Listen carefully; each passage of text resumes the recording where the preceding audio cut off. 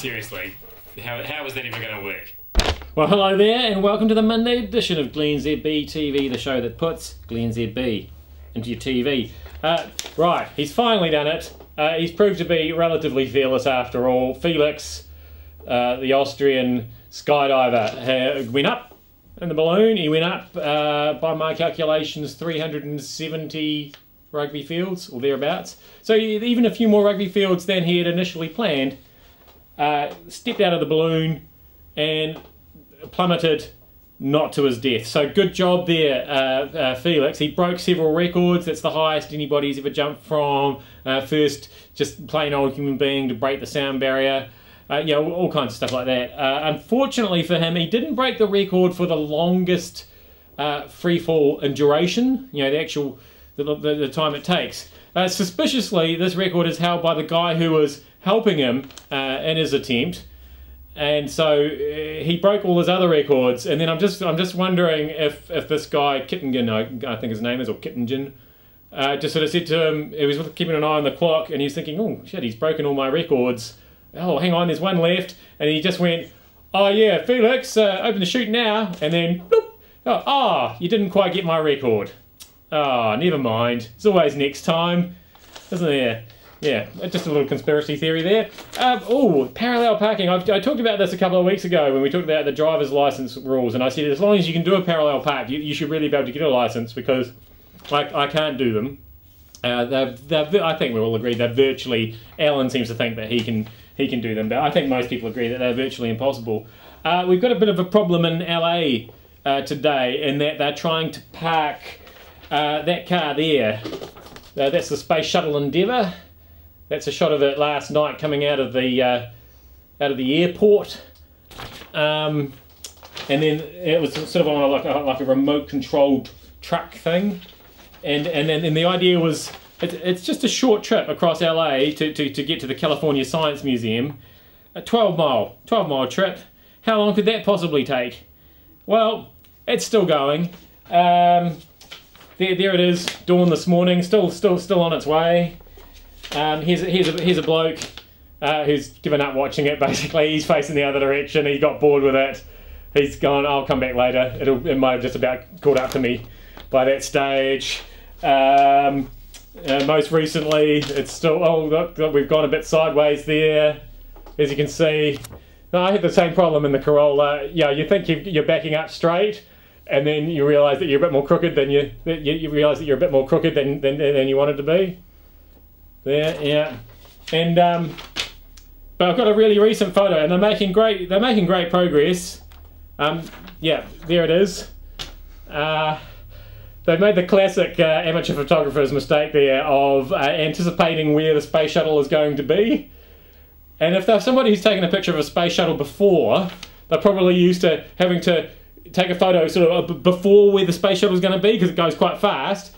And they quickly snap it. In this case, they've done that to anticipate that, but it's still just coming along here quite slowly. So we'll keep you apprised of that situation as it makes its 12 mile. I mean, it's not rocket science.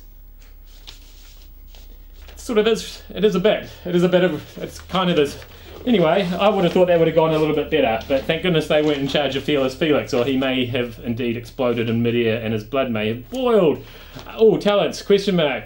I actually wanted that question mark to be a bit bigger, Ed. Because when I sent you the email, it had quite a big question mark there. But anyway, because I'm a bit confused, I watched New Zealand's Got Talent last night, and if just a review of some of the talents that aren't talents. Being young, that's still not a talent. Last night, the judges still seemed a bit confused about that, because there was a girl on there who could sort of sing a bit, but was quite out of tune in quite a lot of places, and yet, because she was so incredibly young, they gave her the big thumbs up. The tin whistler has turned out to be dreadful at playing the tin whistle, and I was questioning whether that was a talent to begin with. I'm pretty sure playing the tin whistle badly is definitely not a talent.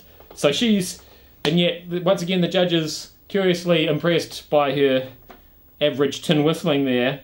We've covered off that circus acts we've seen before, not really a talent, and while there was a guy last night who sort of made a woman disappear and then had a big circular saw blade that wasn't actually attached to a motor or anything. It was just they had a guy spinning it around, and it appeared to be made out of cardboard, so it didn't look that dangerous.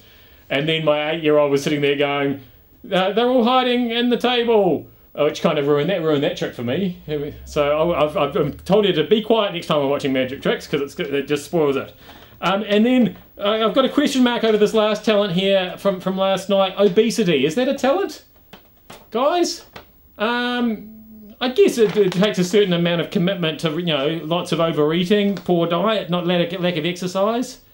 And once again, couldn't really sing amazingly well, could sort of do it a bit.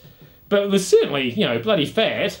So yeah, if obesity is a talent, then, good on him. Hope he gets through to the next round. I've got some gym photo questions this morning, because Time have re-released some photos of Republican Deputy Presidential candidate Paul Ryan. That's him working out there. And there he is. He's got the earbuds in, the hat on backwards, so he means business, doesn't he? I'm not sure exactly if he's really trying hard enough, because he doesn't appear to be sweating very much. And there's no big burly guy in the background saying you finished with that dumbbell. Yeah, it doesn't look quite... What I'm saying is when I go to the gym, it doesn't quite look like that. Do you think he's listening to News Talk ZB or hosting that was? Probably, eh? So, yeah, I don't know, a little bit dorky. I won't be voting for him, but then I'm not eligible, so it doesn't really matter. And out of Beijing this morning, we've got a big, it's kind of a tennis tournament. It appears to be a racket, a sort of a sideline to the tennis. There's a racket breaking tournament that's just been going on in Beijing.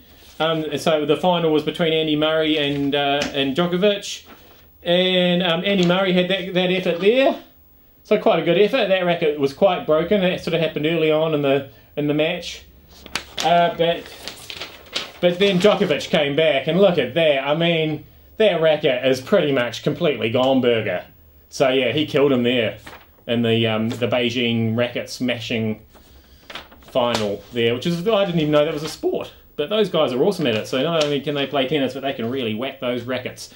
And I am GlennZB. Thank you very much for having me in your tally.